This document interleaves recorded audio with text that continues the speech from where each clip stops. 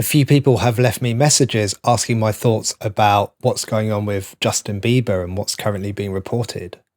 And this is going to be a really quick video, I think, because I don't really have much to say about this, but I do have a few thoughts, and I wonder if you agree or disagree with them. Firstly, this is still all quite fresh. It's still being reported on, and it's hard to know what is accurate and what isn't accurate.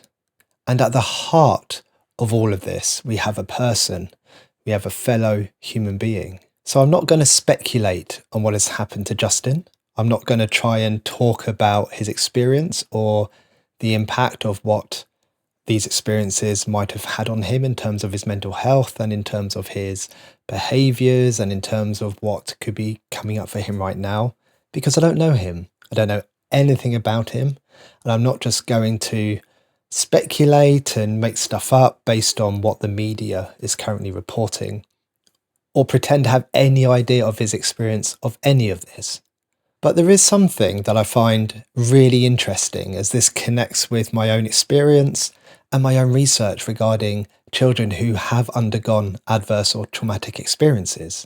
So here are a few examples of comments that I found on other people's videos about Justin.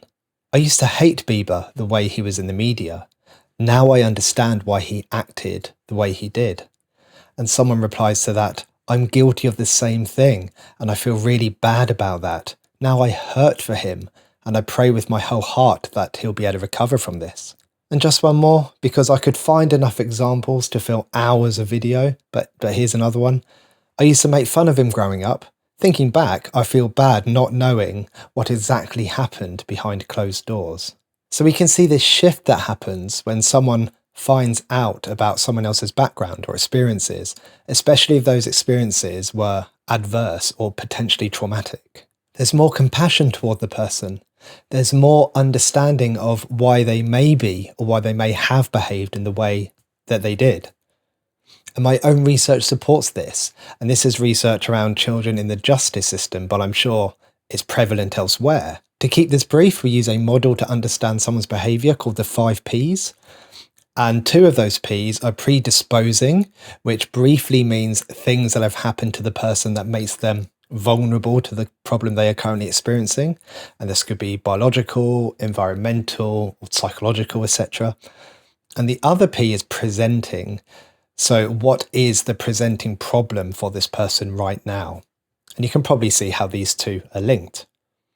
But what we have found is that when we are in meetings with people who work with that child, so I think teachers, think social workers, think healthcare providers, the police, accommodation providers, or magistrates in the instance of youth justice, if we have more information in the predisposing part of the formulation, the part that explains what experiences the child has had, what they have been through, what might have shaped their current behaviour, then those people are far more compassionate and have compassionate responses, and responses more around rehabilitation and recovery regarding that child's presentation, than if we have loads of presenting problems and not much in the predisposing part.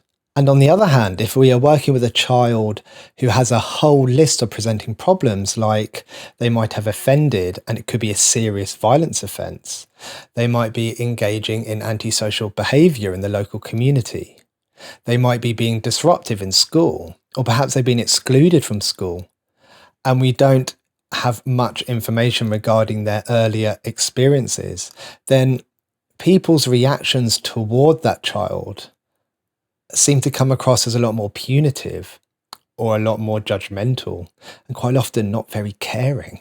And I think this is a parallel of what I am seeing here in terms of people's responses and thoughts about Justin now compared to their thoughts and responses toward him before. I'd be interested to know if this is something that you have experienced, or do you find yourself being more compassionate or thinking differently about people who you know have had difficult experiences? Or maybe you've had thoughts about someone and then found out something about their past or their experiences and it's made you think about them differently. Feel free to share in the comments. I know it's not much, but that's really all I have to say on the matter for the time being. Take care, everyone. Goodbye.